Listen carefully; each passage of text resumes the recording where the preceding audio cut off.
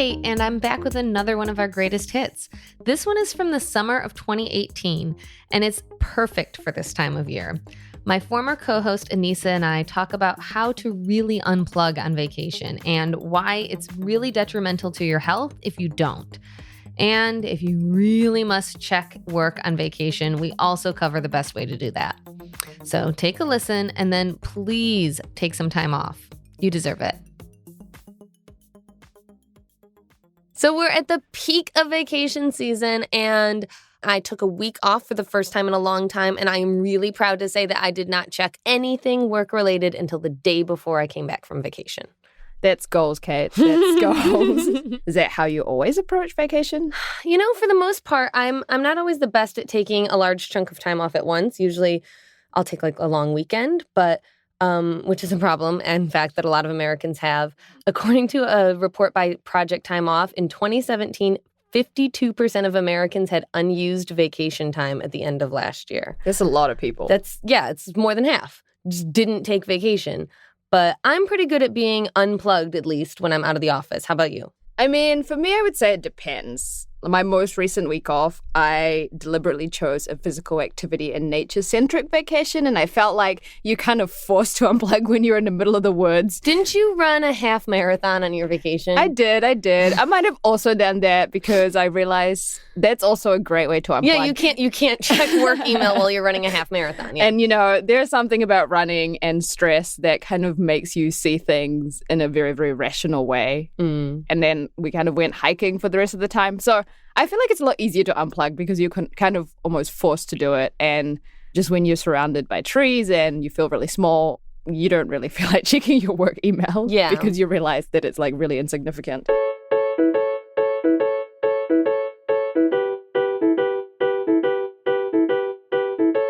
Welcome to Secrets of the Most Productive People, a productivity podcast where we try to figure out how to work smarter instead of harder and dissect exactly how to get it all done. I'm Fast Company's senior editor, Kate Davis. And I'm Fast Company's editorial assistant, Anissa Prabhasari-Horton. Summer is finally here. So this week, we are going to try to answer the question that seems so hard for a lot of Americans. Can you really unplug on vacation? The million-dollar question. I mean, in our connected state of the world, when we're on our phones 24/7, it seems like unplugging has become an aspirational activity. This is really crazy if you think about it, because back in the day, when we didn't have smartphones or even laptops to carry around, we took time off. We didn't have a choice but to unplug. This is also, we should point out, a uniquely American problem. In European countries, they effectively shut down for a month or so in the summer. But in America, we just can't stop working. Is it like that in New Zealand, where you're from? Well, I had quite a unique experience because I was a lawyer in a law firm, and their work culture is a little bit crazy everywhere in the world. But apart from that, I will say I wouldn't really call it shutdown, but definitely during the summer there is a significant slowdown. Legally, all employees, I believe, are entitled to 4 weeks of paid leave when they've worked at a place for a year in New Zealand, which I know is a luxury that US workers don't have. I think because of that, the vacation culture in New Zealand is very strong. People don't feel guilty about taking time off. They feel entitled to it. And I feel like there is a clear difference in terms of the guilt. I don't know if that's just a New York thing or a US thing, but I feel like people are a lot more kind of funny about taking time off here. It's like a badge of honor. Exactly. It's in the same way that people love to say they're busy. It's like it correlates with being important or something. Like, exactly. I'm too important to take a vacation. I'm so busy. Yeah. Whereas I feel like it's kind of the other way in New Zealand, where it's like, well, if you have, you know, the time to take a vacation and go and live in your holiday house, that's a sign of success. I know, yeah, that's like a status symbol. I mean, not being able to take a vacation is not a status symbol, you know, is a symbol of like something's wrong with your life. Yeah, exactly. The guilt thing is the one thing that I find kind of weird to adjust, but I have noticed that I've started kind of feeling like that myself, which is really scary. Okay, so my secret, it's not so much of a secret because I've written articles about it, but I don't have a smartphone. And people are always like, how can you get work done? What can you do? And I'm like, I'm not saving lives, you know? Like, and it's the same way about vacation. Like, no one's gonna die. Our work is very important. I love what we do, but it's not so critical that we can't take time off and we can't unplug. As you point out, that kind of gets to to the fact that it's possible now, if you do have a smartphone, to check in on work almost 24/7 from almost anywhere in the world. Almost everywhere has Wi-Fi unless you're in the woods or running a half marathon. Could have gotten Wi-Fi as you were running. I was using Spotify to fuel me through my half marathon. See, there are a few solutions to this. You could A, go somewhere without Wi-Fi, which, as I said, is increasingly hard these days. You could B, not take any devices with you. Shock horror. Which is something that most people are not willing to do. How will you get around? Or C, sheer willpower, which I think is the approach that we are going to end up advocating for the most here. Yeah, I mean, willpower, we've written a lot of that, right? But that's a whole other issue. But realistically, you're right in terms of the fact that no one can work 24/7, even if it is possible now to work 24/7. And especially if your job is stressful and demanding and requires a lot of thinking, if you don't let yourself have some time away, you're just going to burn out and you might end up having to be forced to take time off because you might get sick. Like, I noticed that this happens to me a lot when I get stressed. Even if I've been eating really healthy and exercising, getting, enough sleep and whatever, I somehow get sick. Yeah. Burnout is a real actual problem, and working all the time it's bad for your health, it's bad for your productivity, and it's bad for, you don't come up with good ideas and you don't do the best work if you're working all the time. Yeah. Exactly. And you're slower, you're less efficient at your job, and you can't mentally and physically give 100%, even if you feel like you're giving 150%. Yeah, you're not. I mean, it's the same thing as we said a few episodes ago when we were talking about sleep and the time that I got a full night's sleep. And I said, I have so many ideas. It's like when you take that time off and you unplug and you recharge, you come back better at your job. It's sort of weird because I feel like everyone knows that, but then there's still such resistance to taking vacations. Because they're too important and too busy. Yeah. But I mean, I think that's, like we're saying, that's where unplugging comes in. And, as we've been hinting at, there's a lot of research that shows that taking a vacation makes you better at your job. But that's assuming that you spent your vacation getting refreshed and recharged, which is, of course, different for everyone. It usually involves disconnecting in some way from your day-to-day grind. Last year, we asked 3 organizational psychologists what makes a vacation restorative. And the one common thing that they all said was detachment from work. Right, because if you're constantly checking your email, you're still mentally attached to the day-to-day grind, so you might be physically not in the office and in the beach somewhere having a cocktail, but your mind's still at work. Yeah, it's not so much relaxing to sip a pina colada while checking email. Exactly. Kind of and they cancel each other out. Client fires that you don't really need to do it because there's lots of other people in the office who are as capable as you are. And you're not that important. Yeah, that's our theme. To fully unplug on your vacation, you have to do some work to set yourself up in advance. Yeah, I've definitely had vacations when I didn't prepare properly, and I paid for it by having a really miserable Friday evening and then having to spend the first couple of days of my vacation recovering from my horrible Friday evening. So we had an article in 2017 outlining the steps for maximum pre-vacation preparation based on interviews with several time management experts.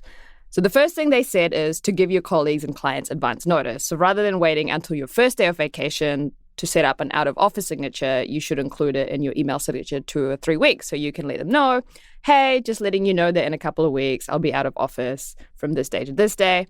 If you do that, it's harder for anyone to dump a bunch of work on your last day because you gave them plenty of warning. Yes, that's really smart. I actually did something similar to that before my maternity leave, which I just want to say is not a vacation. By any stretch, a maternity leave is not vacation.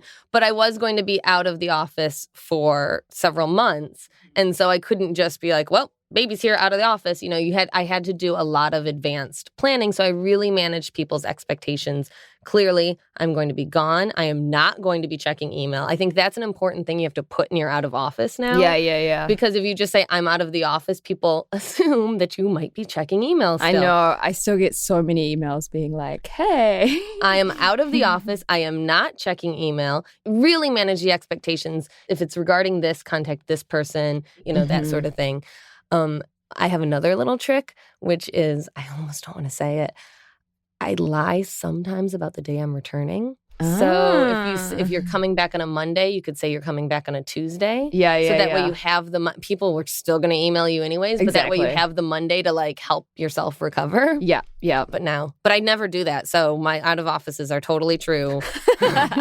But yes, so experts say that the week before vacation is a good time for streamlining or automating your days as much as possible. So you just kind of make yourself the most efficient right before vacation. You prep, you pack your lunch instead of going out. You don't schedule any last minute meetings because you know how much those eat up time. So you use that like time right before vacation to like power work. Another suggestion that I personally appreciated was giving yourself permission to do only what's necessary.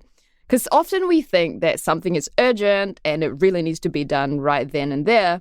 But if we kind of take a step back, we actually realize that, well, we don't have to do it right now. We could do it when we come back, or we could give it to someone else to do. And like, I think that spending a little bit of time with your colleagues, giving them a heads up on how to, take care of certain things in your absence, like that's a normal part of office life. It's not like, again, I feel like this is kind of where the guilt comes in and where you say people feel like they're too important. But in reality, there are probably other people in the office that could do parts of your job. I know. Well, yeah. And that's the thing. Again, it's not a vacation. Maternity leave was a good practice for being out and prepping people for being out, because you do think like nobody else can do my job. And it's like, well, nobody else can do my job exactly the way I do it, but people can do parts of your, like they can get by, people can do parts of your job. You can delegate things out. Yeah, exactly. Yeah, so it's smart to block out the last couple of hours for your last day before you leave just to tidy up any loose ends. And we all know that unexpected things come up. So, just get all those like last minute things out of the way so that you can leave and just be done.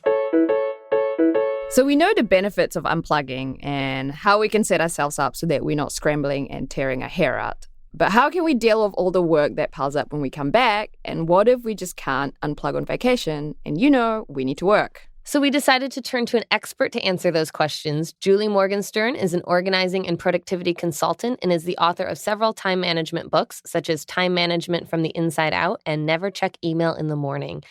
Thank you for being here with us, Julie. I'm delighted to be here. So first, what are your thoughts on unplugging on vacation? I think that you need to unplug on vacation. That's the way brain science works. You come back smarter, sharper, more perceptive. You can solve problems in an instant that when you're exhausted take you 36 hours. Yes. Right? So there's a real advantage biologically and for work performance to unplug. Is it something that everyone should be striving for? I mean, we live in an age where it's possible to work 24/7, and for some people, they find it too hard.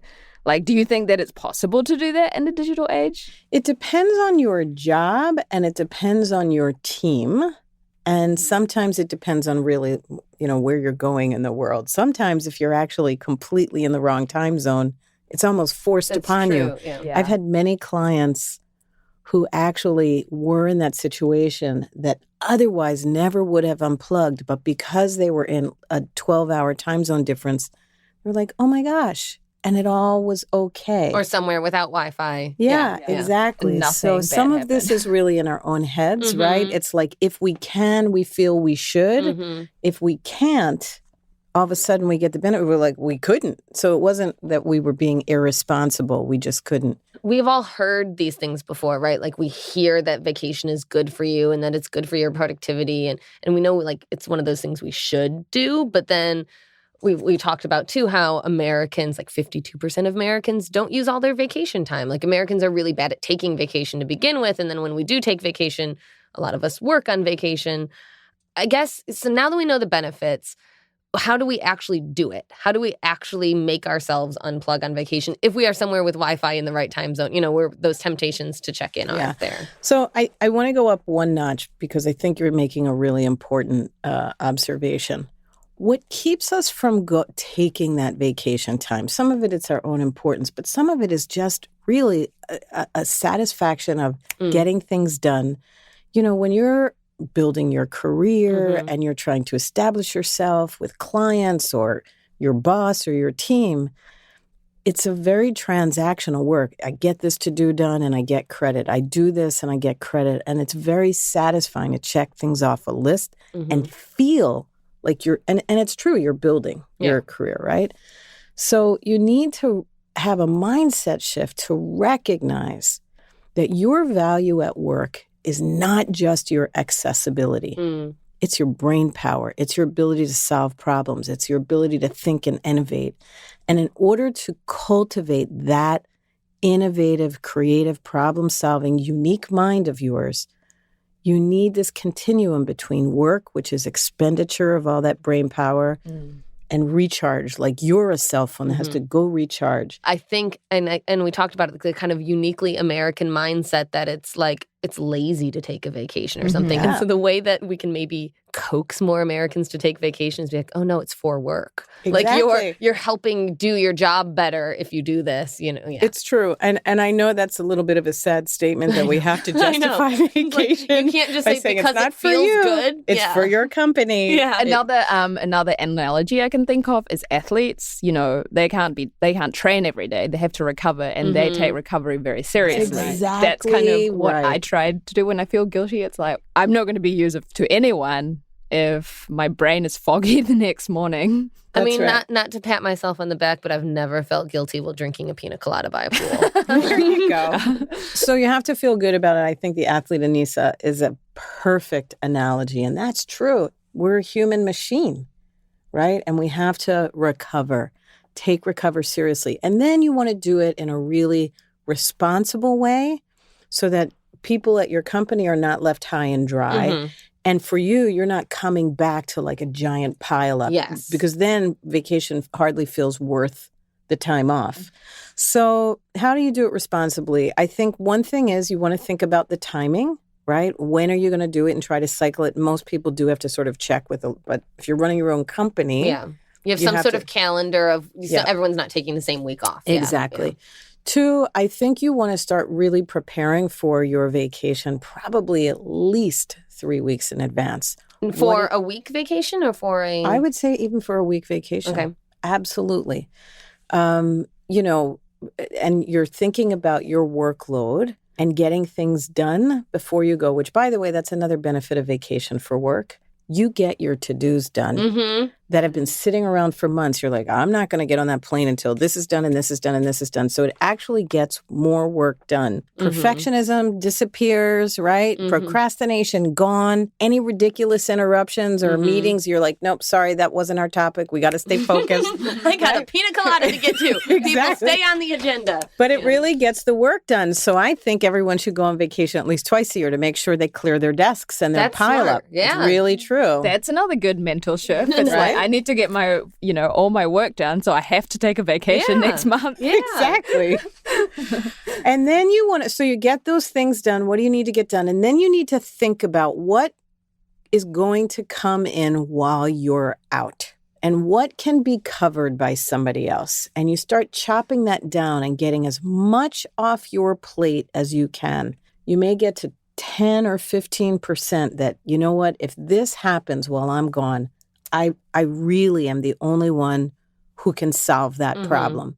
So, you batch and you group and you get people to cover for you. And then you set expectations for everybody who depends on you in advance. Work should just get handled while you're gone, except the small, you're in the middle of designing a new building. And if there's a huge problem that, is going to cost X dollars or more, yes, call me. So it sounds like you set up all of you handle these things, but if these list of things happen, then this. Correct. Like then go to this person or then call me in an emergency, That's right. Yeah. And the ideal is that you're really not tied at all to your device and people will call you. You give them really clear instructions. You are absolutely welcome to call me in these 4 circumstances.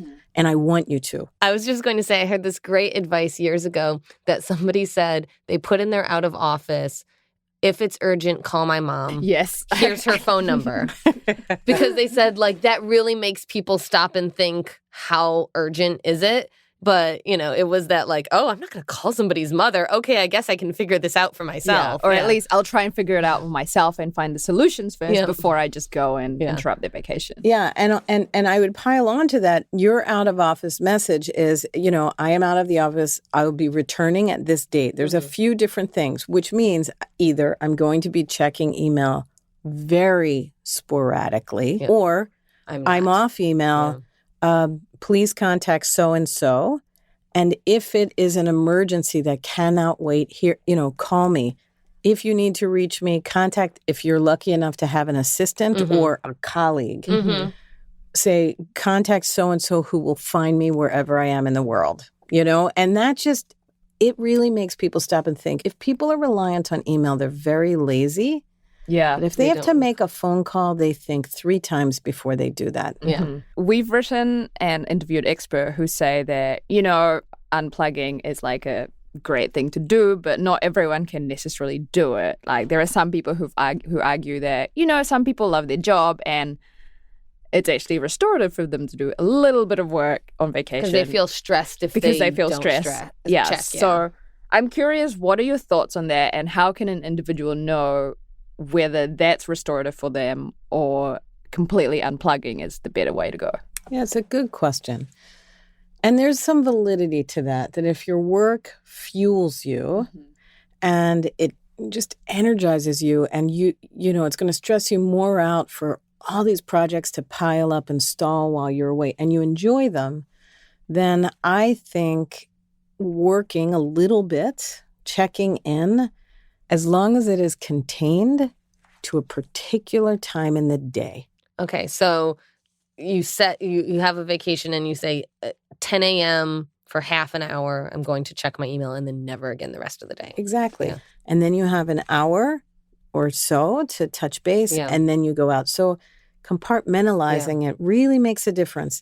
And when you're on vacation, what you really want to do, it's an opportunity to be fully present. Yeah. Right? Which we all talk about mindfulness and how important that is and valuable and nourishing and enriching it is. Vacation is a great time to be automatically mindful because you're in an unfamiliar place. It's not a regular environment. If your head is down, you're losing that built-in, easy, like meditation all day moment. It's true because that's a lot of like the mindfulness advice that you get is you kind of have to force yourself into that in your daily life, like take a different route to work or, like introduce that novelty into your life. But vacation is nothing but novelty. So yeah, you're right. You're automatically in this new mindful, meditative, like awareness state that you're going to ruin by looking at your dumb phone. The only other thing I would say for people to practice. That's smart. Practice being unplugged. Practice being unplugged. Try it on a weekend, right? And take a Saturday and just say, I'm like completely unplugged for the day. Or Friday night, from 6 o'clock until I go to sleep or till noon on Saturday.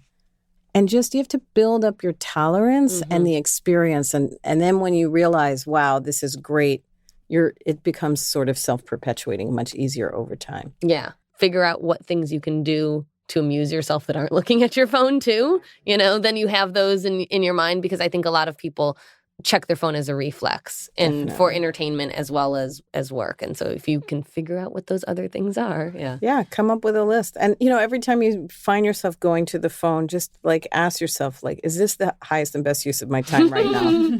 That simple question will pull you away and go, of course it's not. I should talk to the person sitting next to me. Yes. I should look out at the ocean. I should is this the highest and best use of my time right now? Yes. Just ask that question. It'll stop you in your tracks. That's a great question to for ask. anything. Not even just, not even just when it comes to checking your phone, but even the kind of work you're doing. Yes, just constantly throughout your day. Yeah. I was like, is this the highest and best use of my time? That's great. I love it. So, Julie, how do you prepare for vacation so you come back restorative? Well, I'm preparing as we speak. I'm leaving tomorrow night for 12 days.